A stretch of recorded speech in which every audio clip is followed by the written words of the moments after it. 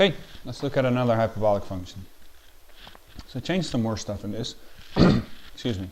And I'm going to try to do it from the same sort of perspective. So I'm going to write it like a product again. So by writing this like a product, I'm hoping to show you why it has two asymptotes and what they are. So let's make this a factor as well. Okay, you can make this over 1. Do your cross product. So we get a -4 here. So that's the number that my two quantities always multiply to. And then these are the two quantities that I'm looking for. So same question that I asked at the previous one. What numbers can you not use for x, and or what number can you not use for x, and what number can you not use for y?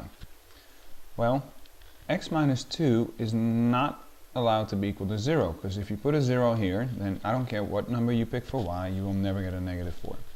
So that means that x cannot equal 2. Well, that's a vertical asymptote then.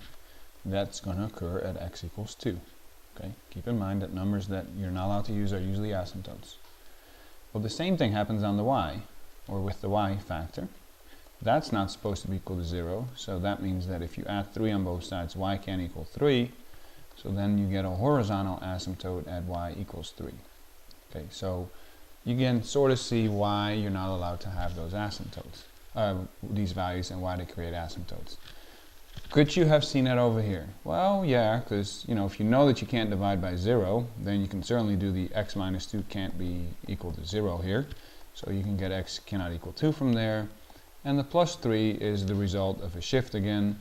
So if this is your vertical asymptote, then you can certainly get your horizontal asymptote by looking at the shift and say, well, everything shifted up 3, so my y equals 3 is my new horizontal asymptote. So you could do this faster, but just giving you some background information again. Okay, same thing at this point. Let's go graph. So I'm going to graph my function. Even though I don't have a lot of dots yet, I really don't have any dots, do I? But I have two asymptotes, so they're important. So at x is 2, so I have a new horizontal asymptote. And y is 3. I did that backwards, didn't I? Let's put x is 2 runs through the x-axis. So let's try it here. I'll have to erase this one first.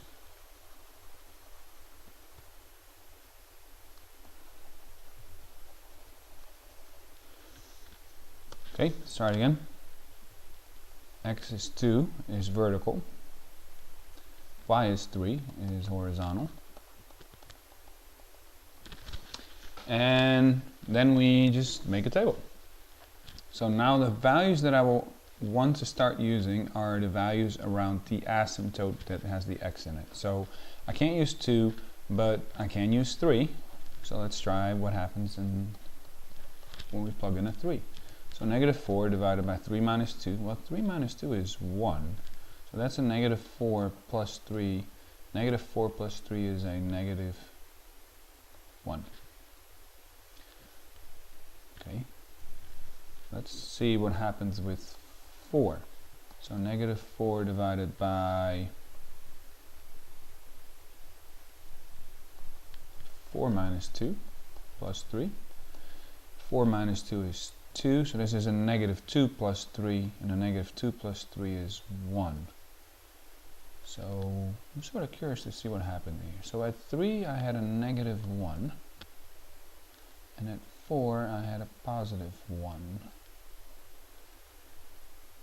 And then notice you have asymptotes, so it looks like I should be curving it this way. If you're not sure, you can pick a couple more dots, but this is why I think you should graph your asymptotes first, so that you don't waste a lot of time on finding a lot of locations.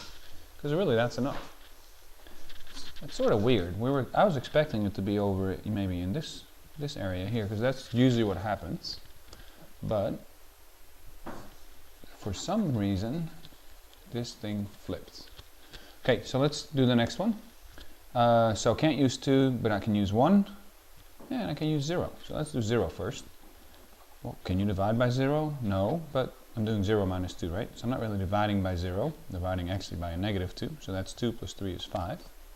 So at 0 I should be at 5. So that was at 3, that's 4. At 0 I'm at 5. And then at 1, I'm at a negative 4 divided by 1 minus 2. That's a negative 1. So that is negative 4 divided by negative 1. That's 4, and 4 plus 3 is 7.